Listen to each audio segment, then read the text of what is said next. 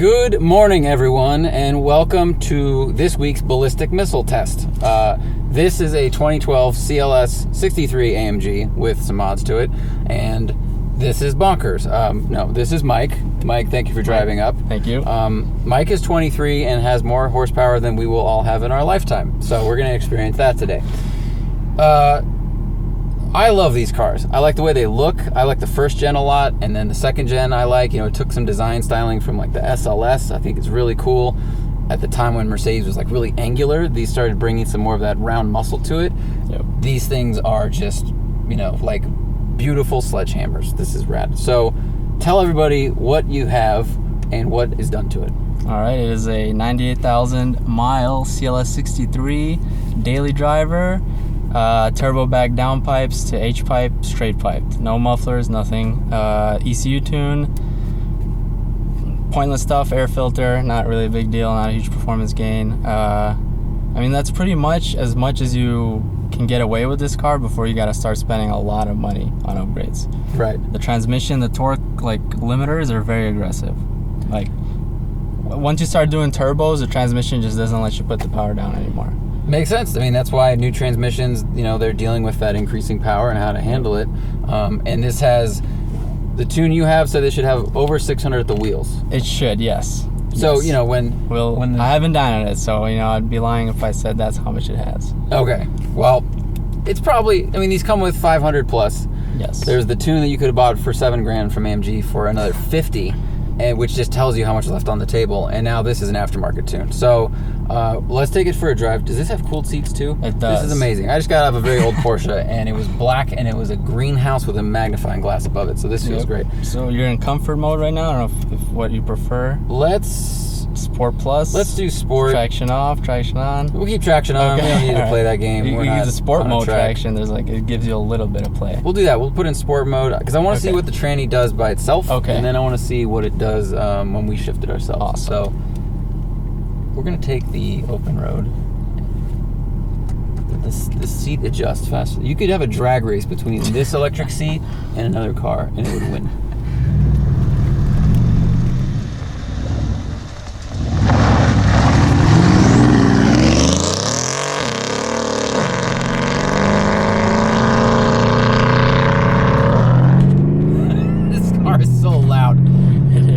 All right, so to tell the people this little story, after when Mike pulled up, I say, hey, what exhaust is on your car? And he goes, oh, there's no exhaust on it. I go, really? It's just stock. I'm like, wow, you know, the new 4-liters really are quiet. You know, I've said that they're getting quieter, but I didn't realize how much. 5 minutes later, Mike comes up and goes, I understand what you meant now, and it has straight pipes and no mufflers. And I was like, that's an exhaust. That's an exhaust, Mike. Jeez. Oh my gosh. That is, well, I was going to say artillery fire, but Mike's in the Navy. You're in the Navy, so you might be like, that's not what it sounds like at all, actually. Yeah, my hearing's a little down, so that's why the mufflers weren't enough for me. I forgot these cars have the bolstering that like holds you as you turn. It's like active bolstering. It's very strange. So, quick specs for everybody. These are like 4,300 pounds. They were 100 grand when they came out. You know, like I said, the power was 500-ish, or if you got that pack, you got 550 horsepower, 590 torque. So, torque monster. You know, a simple chip for $7,000 from AMG got you 80 more foot-pounds of torque. And tuning has only gotten better. Now, this is the 5.5 liter. Hold on. Yes. Wow. This is why people love AMG cars. You know, that kind of noise and that just brash, like, excuse me, I am coming through this roadway, please. When I was looking at photos of these cars, it's like they look like they just intimidate the air for to get out of its way. It's like the car just drives down the road and the air molecules go, honey, move. This guy looks like he's in a bad mood. So this has air suspension, right? Just in the rear. In the rear? Yeah, the front are springs. It's a weird setup. That is a very weird setup. Yes. And you can kind of feel like the front sets pretty quickly, and then there's this kind of little shudder dance happening as maybe the back, the balloons try to stabilize themselves. Yes. I know someone's going to yell that that's not how that works. There was a suspension setting which turns the rear into a rock. It's very uncomfortable. Yeah, that might not be the most comfortable thing. It's kind of, it's doing a Night at the Roxbury. Like, we're feeling this, there's a little undulation in this road, but it's not that pronounced. So, for what is really steady state cornering, it's moving a little bit. People are doing motorcycle tests. Hello.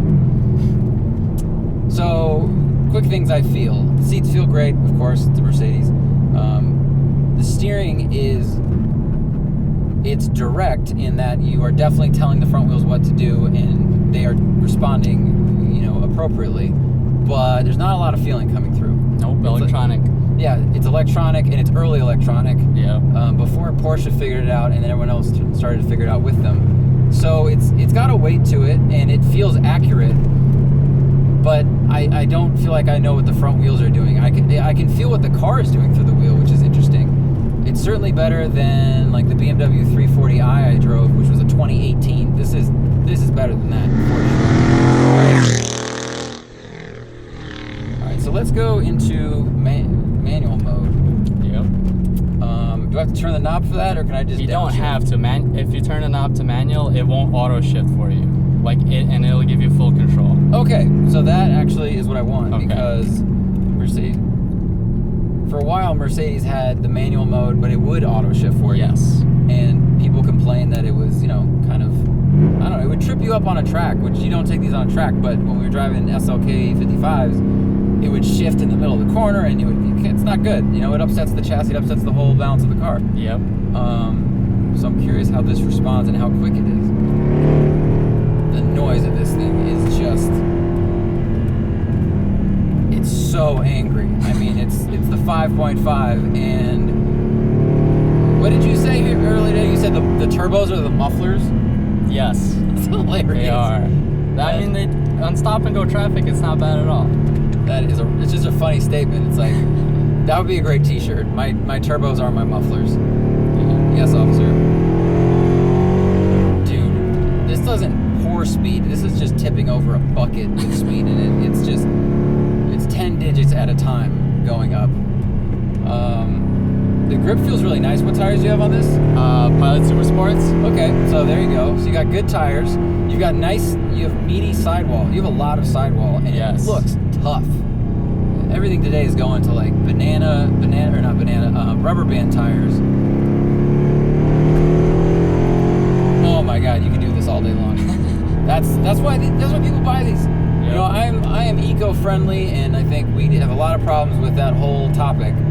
And then you drive an AMG, or you hear an AMG, and you go, I'll just bike to work and drive this on the weekend. I'll eat nothing but vegetables, and that will somehow offset my use of this car, because that sound is addictive. All right, so there's definitely a little delay on downshifting. Yes. I think we could have checked our watch, and then it would have checked in. This is a very early, fast shifting transmission. Yep. Multi-clutch. Exactly. So they were figuring it out, but man, and these tires are great. The grip is really strong. It doesn't feel like it's gonna move any or like give way. It's just it's doing this weird, like, depending on what's going on with the road. And I guess it's a hard thing to balance compliance and suspension stiffness, and that's why magnetic ride has been so good, because it can kind of react really quickly to what's happening. Or the suspension Matt put in the Focus did a really good job of soaking up bumps and keeping the car flat. But this doesn't have that. This car is 6 years old. Yeah, fine. It's still just a ridiculous piece of engineering. We're gonna turn around. So why did you buy this car? Huge fan of Mercedes, specifically AMG. I love they're just torque monsters. They're not hiding what they're trying to be. They're just fun cars. And this one in particular is just straight line cruiser, nothing crazy. I don't take this to the track, obviously. I like working on them, actually. That's my thing. I have a star diagnostic. I connect the car up. I do all kinds of little upgrades and retrofits. And, as a bonus, I have an AMG engine, just the philosophy behind it, the one man one person put it together and, you know, put his heart and soul into it. It's just, it's very appealing to me. That's very cool. Because the car you had before this was the S600? S55. S55. Yes, 2003. Okay, so you like the 5.5, which Yes. is a very good choice. We're going to turn around right here. And you are a, how do I say this? Navy helicopter engineer? Yes, Is that correct? technician. Technician? Actually, yes. By I do trade? more of the electrical side of the helicopter. So that's probably why. Oh, hold on for a second.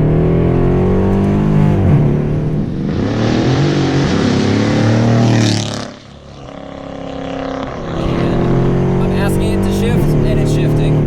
You know, it's like it's a 1.5 second delay. Yeah, it's the paddles' fault. I blame the paddles. The Sport Plus, when it auto shifts, it rev matches on the downshift. All right. It shifts very quickly. Because it reminds me of when they do live newscasts and they go 4, 3, and the last two there's no talking. It's like you ask it to shift, and it's like, and now we're shifting. Yeah. All right. Let's see, auto downshift. Oh, that is much quicker. Yeah, it is. That is a lot auto quicker. upshift. It goes to the lowest gear. That's very good. It's weird when transmissions are that smart. I think the first time I experienced that was like 2014. I rode in a Carrera S with what's this guy's name? Former GT racer for Porsche, and it was a press launch. And I go to set it to manual. He's like, no, just leave it in auto, because he probably also was terrified of riding with journalists, which I understand. And the thing, as soon as you jump on the brakes, it would just bang, bang, bang, and you accelerate, ding, ding, ding. And they've gotten so good at knowing what we are about to do with the car, and just having the transmission react to it. It's really impressive. And I know that rowing your own gears is really fun. It's just amazing where technology has gone. Yeah, and AMG never offered manual, so That's very true. I'd love to ask them why. I'm sure they have their reasons. One of the only cars that this is rivaled by, truly, is the Geo Metro. Yes, So, of course. I mean, what a beauty, what are the work odds of we art would- right there. My gosh. All the horsepower of 3 squirrels. Yep. I'm gonna let them go, and I think we'll pause before this video gets too long, All right. and we'll come right back. All right, we are back, and we're gonna try to demonstrate a feature that Mike just told me AMGs have. He called it a side effect. I'm calling it a feature. We need to wait till we get around a little bit of a corner. I don't know if that'll do it. Notice that the sunroof here is closed. So this is a very nice car. It's got Alcantara on the sunroof. Yes. Really nicely appointed. You've done an updated, an upgraded screen from Android, which looks factory. It's like a really nice big wide screen. Did you install that yourself? I did. As much, whatever the warranty doesn't cover, I'll do myself. Cover. Yes. I am the warranty. Yes.